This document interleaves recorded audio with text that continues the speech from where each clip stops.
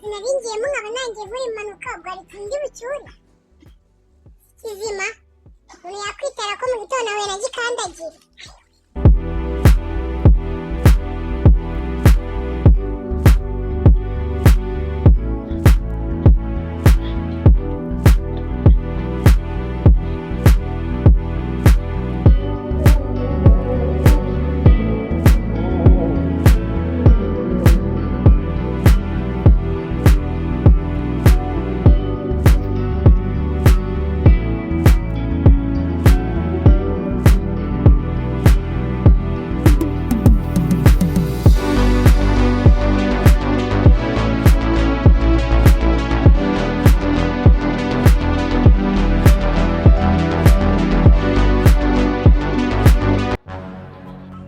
Ubucuruzi bwawe bukenewe buzahafitiye isi wanakubwiye kuki utanyumva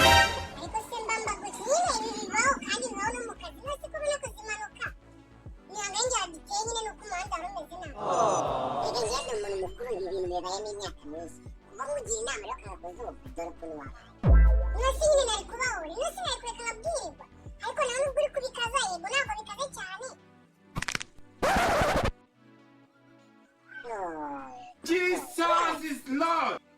Ugira amatwi yawe atumva iyo uri umuntu wumva nta kibazo ufite uretse njye ko ndanga ejo nanze kujya mu kazi kubera ko neza imyaka ari mu muhanda uragiye ubuki uzapfa. Nope. Nasi nyine nari kubigenza naribi nyine nawe urabizi neza ko umuntu wahuye na gikandagira ibintu bimubaho nanjye niba ari byo byambaye hose nyine nakunze ariko nyine gusa nimufata kuriya kuntu yatumye mba zamwereka gikandagira ararengana gikandagira se ko bayitwa izina bivuze ko izina rihura n'ibikorwa umwaku niyo sinongeye nagitera umwaku umuntu wamwise izina rye agomba kubiryozwa rege nyine ntabwo azabinzana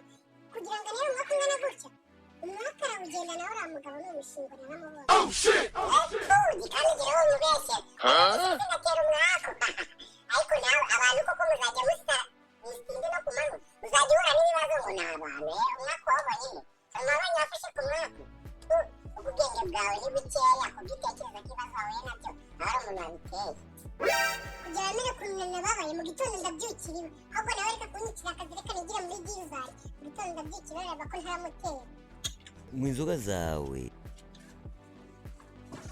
si uko biza ngo ni malariya kandi wowe sigaye mbona warasaze kanze mwihorere sha nanjye nigira mu kazi kanjye kareba ko uyu munsi aho ndi buhahire nawe atari uri buhahire wamugenza